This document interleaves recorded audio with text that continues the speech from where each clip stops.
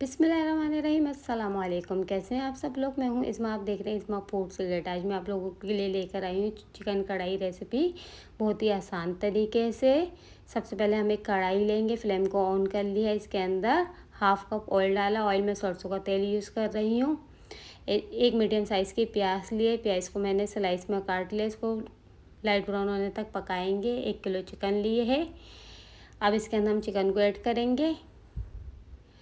Chicken को इतना पकाना है कि चिकन का कलर चेंज हो जाए। अब इसके अंदर 1 टेबल स्पून अदरक लहसुन का पेस्ट शामिल करेंगे, 1 टीस्पून काली मिर्च पाउडर, 1 टीस्पून लाल मिर्च पाउडर, 1 टीस्पून कुटी हुई लाल मिर्च,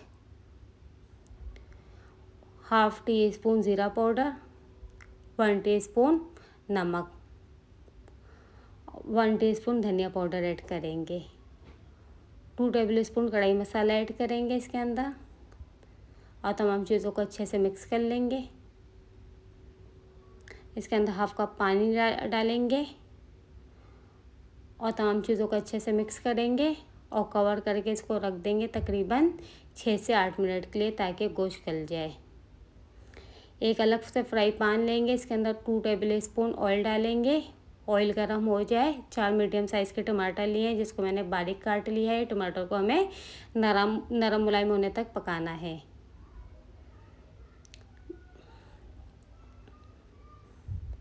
अब इसी कढ़ाई में टमाटर ऐड कर देंगे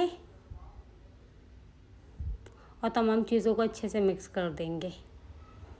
अब हमें इसको इतना पकाना है कि मसाले की भुनाई अच्छे से हो जाए।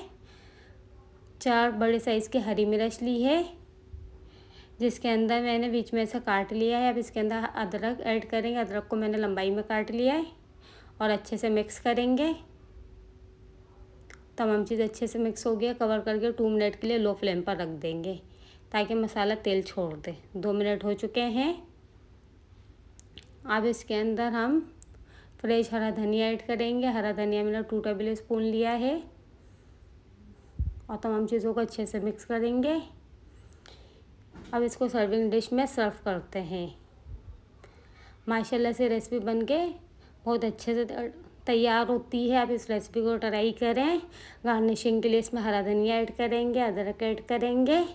अगर आपको मेरी वीडियो अच्छी लगी है तो मेरे वीडियो को लाइक करें, शेयर करें, मेरे चैनल को सब्सक्राइब करें, मुझे कमेंट करके बताएं।